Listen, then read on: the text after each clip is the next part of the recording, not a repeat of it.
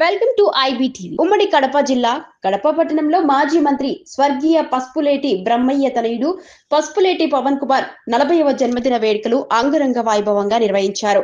శనివారం శ్రీ విజయ సేవా సమితి ఆధ్వర్యంలో పవన్ కుమార్ అభిమానులు ఈ కార్యక్రమాన్ని నిర్వహించి అక్కడున్న నిరాశ్రయులకు కేక్ కట్ చేసి పండ్లు పంచారు. ఈ సందర్భంగా శ్రీ విజయ సేవా సమితి డైరెక్టర్ శ్రీనివాసులు రెడ్డి మాట్లాడుతూ పసుపులేటి పవన్ కుమార్ పేదలకు ఇంటి పెద్ద కొడుకులా అన్ని విధాలుగా సహాయం చేస్తూ ముందుకు సాగుతున్నారని చెప్పారు. గత 45 సంవత్సరాలుగా Pasupuleti Saraswatamma memorial foundation trust ద్వారా అనేక సేవా కార్యక్రమాలు నిర్వహిస్తూ కడప జిల్లా ప్రజల అభిమానాన్ని సంపాదించుకున్నారని తెలిపారు. ఎవరికైనా అవసరం వచ్చినప్పుడు ఈ ఇంటి తలుపు తట్టితే తప్పకుండా మంచి జరుగుతుందనే నమ్మకం ప్రజల్లో ఉందని చెప్పారు. అందరికీ శుభ శనివారం ఉదయం వేళ, చల్లని వేళ, ఎంతో సేవామూర్తులు కొలువుతీరిన వేళ. పసుపులేటి బ్రహ్మయ్య జిల్లా రాజకీయాల గురించి తెలిసిన వాళ్ళు, ఆ పేరు తెలియని వారు ఉండరు. ప్రత్యేకించి రాజంపేట ప్రజలకు అందరి వాడు, ఆజాజ శత్రువు, ఒదికగా ఉండే వ్యక్తి.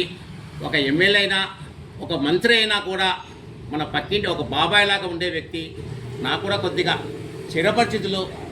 నాకు తెలిసి వారు త్వరగానే దేవుడి దగ్గరికి వెళ్ళారేమో అనిపిస్తుంది. మాకందరికీ స్ఫూర్తి.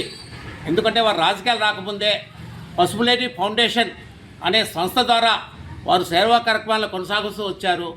త్వరగా వారి మరణం అనేది చాలా బాధాకరము.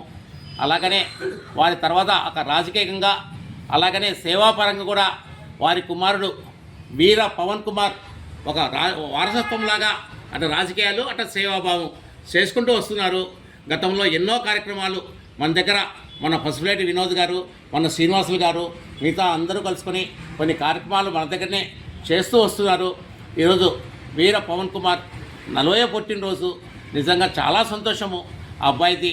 అలాగే ఒక నాన్నగారి రాజకీయాల్లో కూడా వారు కొనసాగుతూ వస్తున్నారు. సేవా కార్యక్రమాలు కూడా కొనసాగుతూ వస్తున్నారు. ఈ సందర్భంగా మరొకసారి బ్రహ్మయ్య గారికి, వారికి ఆత్మకు శాంతి కలగాలని తలుచుకుంటూ వారి కుమారు పవన్ కుమార్, వీర పవన్ కుమార్ చల్లగా ఉండాలా, మంచిగా ఉండాలా, ఆరోగ్యంగా ఉండాలా, మంచి భవిష్యత్తు ఉండాలా అని చెప్పి మనమంతా చప్పట్ల ద్వారా ఆకాంక్షలు తెలుపుకుంటున్నాం.